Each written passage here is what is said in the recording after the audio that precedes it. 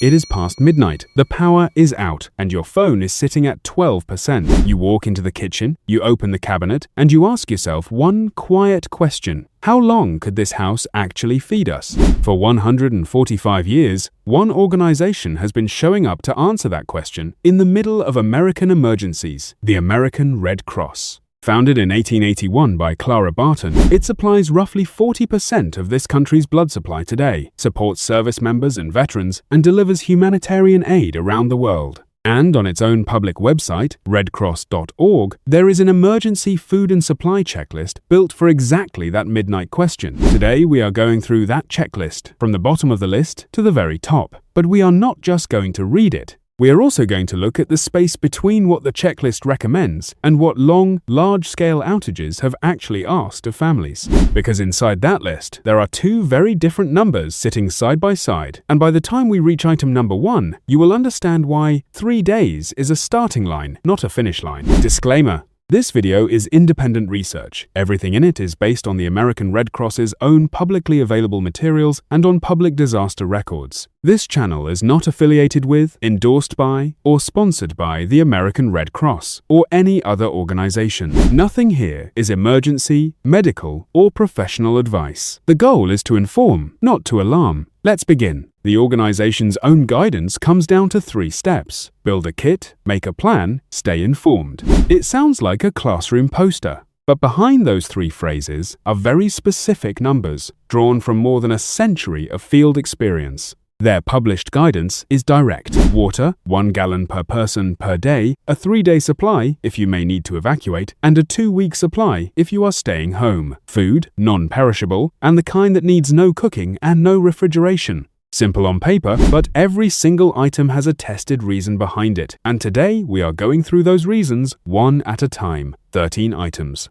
And to keep it real, picture one family of 4 in a house with no power on day 3. What does the checklist tell them, and what does it leave for them to figure out? We start with the least critical item and work our way up. Item 13. Disposable plates, cups, and utensils. We start with the most ordinary-looking thing on the whole list, and that ordinariness is exactly the trap. Disposable plates, cups, and cutlery. The organization's own materials mention them in the same breath as canned food, and that is not an accident. When the power and the water go out, washing dishes turns into a luxury. Go back to that family of 4. Day 3, nothing coming out of the tap, and they have neither the water nor the time to clean a plate before the next meal. A pack of 100 disposable plates runs somewhere between $5 and $8 at most stores, and it lasts for months. A very small cost, but leave it off the list. And in the middle of a bad week, you are suddenly solving a problem nobody planned for. How do we eat without a clean plate? And that is the real character of this list. Even the cheapest item on it becomes a real problem the moment it is forgotten. But what about the food itself? That's next. Item 12. The non-perishable food category.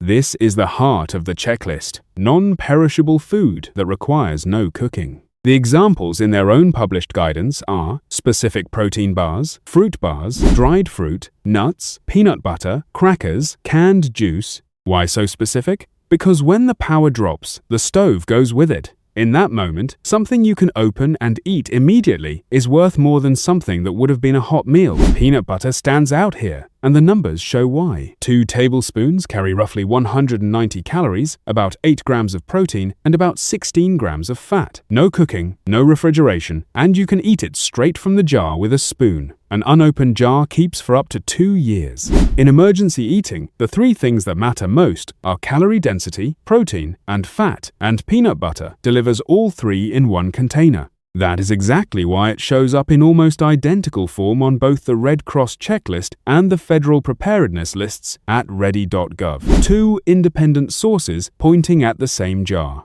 That overlap is not a coincidence, and by the end of this video, you will see why. Crackers and dried fruit do something different. They bring familiarity. A familiar taste for a child in a stressful week is a small thing that does real work.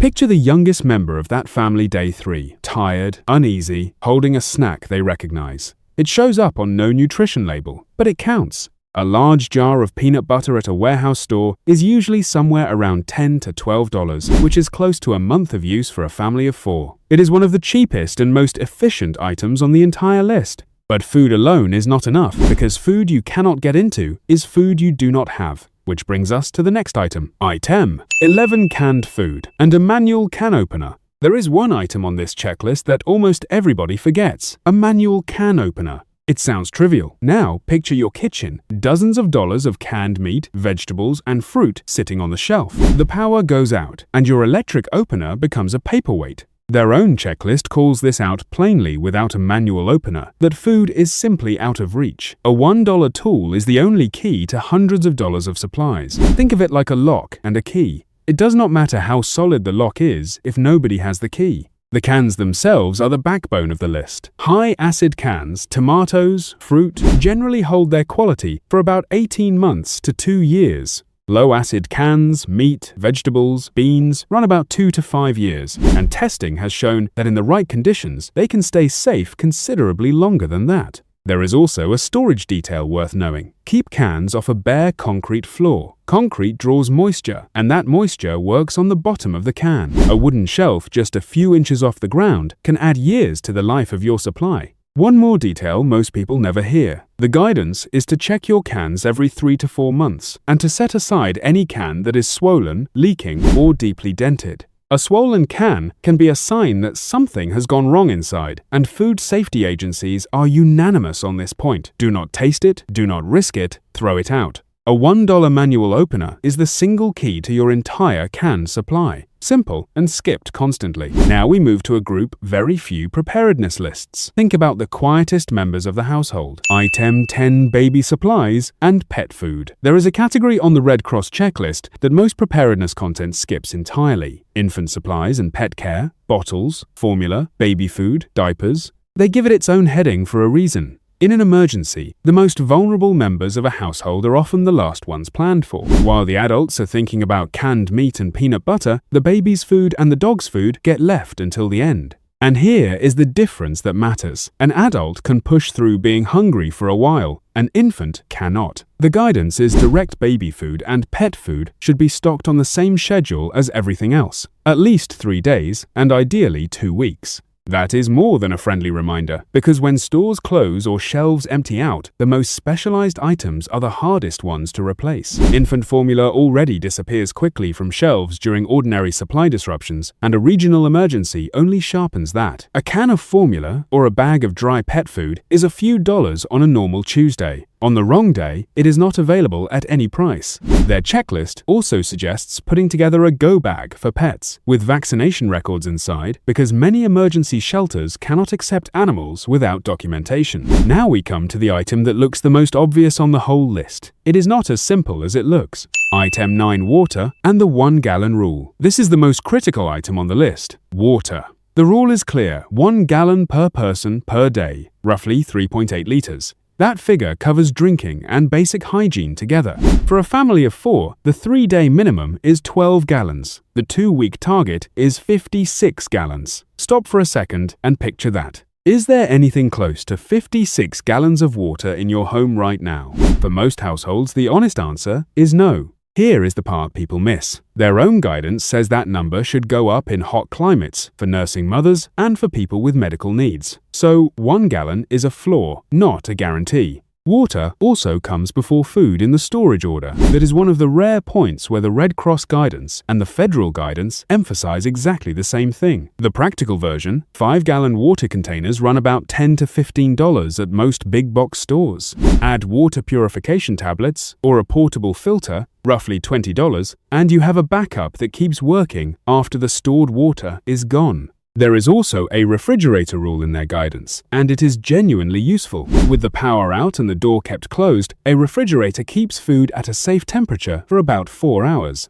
A full freezer holds for up to 48 hours. Every time the door opens, you are borrowing against that clock. And their summary of the whole question is 4 words long. When in doubt, throw it out. So where do you keep all of this water and all of this food? That question is the next item on the list. Item 8. Airtight, portable storage. Here is a rule from the checklist that gets ignored constantly. Everything should be stored in airtight, portable containers. Why does it matter so much? Because if you have to leave, you may have to gather your supplies and go quickly. Cans and packages scattered across open shelving is time you spend when you have none to spend. Back to the midnight scene. Someone knocks on the door and the word is evacuate. You have 5 minutes. If your supplies are spread across 3 rooms, 5 minutes is not enough. The practical answer in their guidance is a portable disaster supplies kit, 1 bag or bin, kept ready, with food, water, and first aid supplies together. Plastic containers, sealed sacks, even a simple duffel bag works. The point is that in a bad moment, nobody should be searching for where anything is. Their checklist also says everyone in the household should know where that kit lives, not just one person. In a real emergency, family members may be in different rooms or leaving through different doors, and the kit belongs somewhere near an exit and easy to reach, not buried at the back of a closet. So you build the kit once and you are done, right? No. And that leads us to the most skipped item on the entire list. Item 7, the 6-month review. This is the item that proves stocking up is not a set it and forget it project. Regular review. Their recommendation is to go through the kit every 6 months and replace anything approaching its expiration date. Think about it honestly, the emergency bag you packed 2 years ago. If you opened it today, would everything in it still be usable? Most people have never asked. It sounds like housekeeping, and it is the step that makes everything else work. An emergency may be years away, and a forgotten supply can quietly become a useless supply in the meantime. The organization's practical trick is a good one. Review your kit twice a year, when the clocks change in spring and fall. You are already doing something on those days, so the habit sticks. That is what turns a one-time purchase into an actual plan. However good your stored food is, if nobody checks it, the day you need it is the day you find out. Now, let's step away from food for a moment to an item that is more connected to your food plan than you would guess. Item 6. Prescription medication. First aid gets its own section on the Red Cross checklist, and inside it there is one line that connects directly to food storage, prescription medications, and supplies for managing ongoing health conditions. Let me be very clear here, because this matters. I am not a medical professional, and nothing in this video is medical advice. How much of any medication you are able to keep on hand depends on your prescription, your pharmacy, your insurance, and the rules where you live. Never change a dose, ration a medication, or stockpile anything on the strength of a video. What their guidance actually points to is a conversation. Talk to your doctor or pharmacist ahead of time about refill timing and what a backup plan looks like for you. That conversation is free, and it is the single most useful preparedness step in this entire section. There is also a second half to it that costs nothing at all. Their checklist recommends keeping a written copy of medications and dosages inside the kit so that if someone is hurt or unable to speak for themselves, a responder has accurate information immediately. And the reason this sits next to a food list at all, if someone in your household has dietary needs tied to a health condition, then what you store and what they take are part of one plan, not 2. That plan belongs to them and their doctor. Now for a problem almost nobody thinks about, one that shows up at the checkout counter. Item 5. Cash. The only payment that does not need electricity. Another item most people overlook. Physical cash. It is on the checklist for a straightforward reason. After a major outage, card readers and cash machines often do not work. When the power is down, the register at the store may be down with it. Some stores go cash only in that situation, and even the ones running on a generator can lose card processing entirely, because those systems need a connection to work. Picture it. Your supplies have run low, the store 2 miles away is somehow open, and the only thing in your wallet is a card. That is the exact moment this small line item earns its place. It connects directly to food storage, because your stored food is a bridge, not a destination. If the bridge runs out and there is a store still standing, you want to be able to buy something. The specific recommendation is to keep some of that cash in small bills. Breaking a large bill gets difficult in a disrupted week because registers are usually short on change too. Small detail, almost never on anyone's list. But what if your family is not in the same place when it happens? That is the next item. Item 4. A family communication plan. There is one more item on the Red Cross checklist that is not food, but shapes everything that happens after a disaster. A communication plan. Their guidance is to agree on a meeting point in advance and to practice your evacuation route about twice a year. They also recommend picking an out-of-area contact, one person, outside the affected region that everyone in the family checks in with. It works because local phone networks get overloaded first, while a call or a message going out of the area often still gets through. The organization also runs reunification services after major disasters, helping separated family members find each other, and it publishes free mobile apps, the Emergency app and the First Aid app, that keep working from downloaded information even when you are offline. Because these tools get updated over time, the smart move is to check redcross.org for the current version before you need it, not during. Why does this belong in a food video? Because stored food solves one problem, and knowing your family is accounted for solves a different one. When nobody can reach anybody, the best stocked pantry in the neighborhood does not stop the panic. Now to the most personal item on the list, the one that explains why no two families should have identical supplies. Item 3 Seasonal and Regional Additions. The checklist is not one size fits all. It recommends a second layer that changes with your region and your season. For cold winter areas, a shovel, rock salt, extra blankets. For earthquake country, straps and anchors to secure heavy furniture. That detail tells you what this document really is, a framework meant to be customized, not a shopping list to copy. The same logic applies to the food side. Storing food your family actually eats beats stockpiling things nobody likes but somebody bought because they seemed sensible. Their own guidance supports this directly. Choose familiar foods your household normally eats. The middle of a stressful week is the worst possible time to introduce a new flavor to a 7-year-old.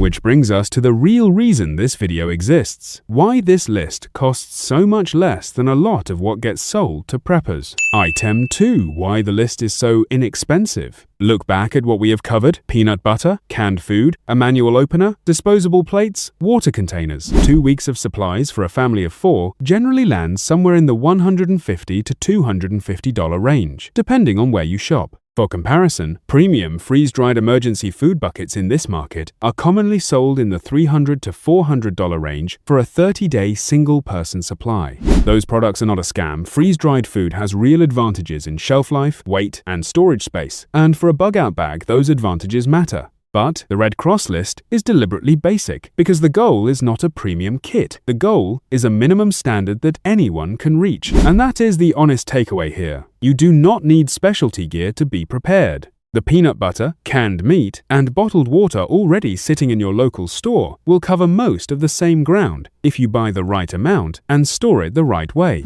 And now we come to the single assumption that all 12 of those items are built on. It is so basic that you rely on it every day without noticing. Item 1. The 3-day rule, and what long outages have actually looked like. Here it is, the foundation underneath everything else. 3 days. The official standard is a 3-day supply of food and water for an evacuation. That number comes from decades of field experience. And for most smaller events, a snowstorm, a short flood, a local outage, it holds up well. But large-scale events have repeatedly asked for more. Take Hurricane Maria, which struck Puerto Rico in September of 2017. The storm took down almost the entire electrical grid. According to the utility's own reporting, restoring service to all of its customers took 328 days, roughly 11 months. It is recorded as the longest blackout in United States history. Let's walk the timeline. 2 months after the storm, the majority of the island was still without power. 3 months in, official figures put restoration at around 55% of customers, which means about 45% were still waiting.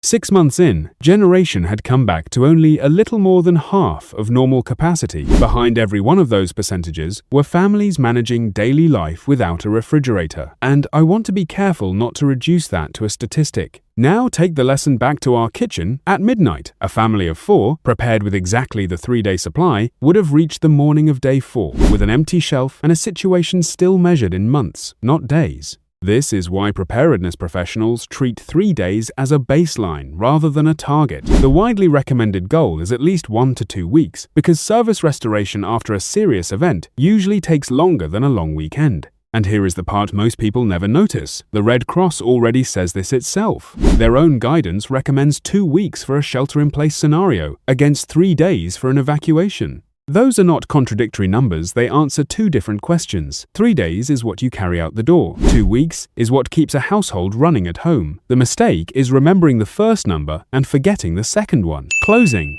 13 items, 1 conclusion. This checklist is an excellent floor, and it was never meant to be a ceiling. From peanut butter to water, from a manual can opener to a written medication list, from small bills to a meeting point, every line on it was shaped by more than a century of showing up after the worst day of somebody's life. And Puerto Rico is the reminder that a serious event does not always end on schedule. So, back to the midnight question, how long could this house actually feed us? Go look at your kitchen tonight. Is it stocked for 3 days or for 2 weeks? That gap is the whole difference. And remember, it is not the most expensive supply that carries a household through. It is the most consistent one. If this was useful, a like and a subscribe genuinely helps the channel. I'll see you in the next one. Disclaimer: this video is independent research and commentary. Its content is based on the American Red Cross's publicly available official materials and on public disaster records. This channel is not affiliated with, endorsed by, or sponsored by the American Red Cross, FEMA, or any other organization, and no partnership or dispute is implied. This video is not emergency, medical, financial, or professional advice. Never change, ration, or stockpile any medication without speaking to your doctor or pharmacist. When building your own preparedness plan, please rely on official sources, redcross.org and ready.gov. Prices and shelf life figures mentioned are general estimates as of the publication date and vary by location, brand, and storage conditions.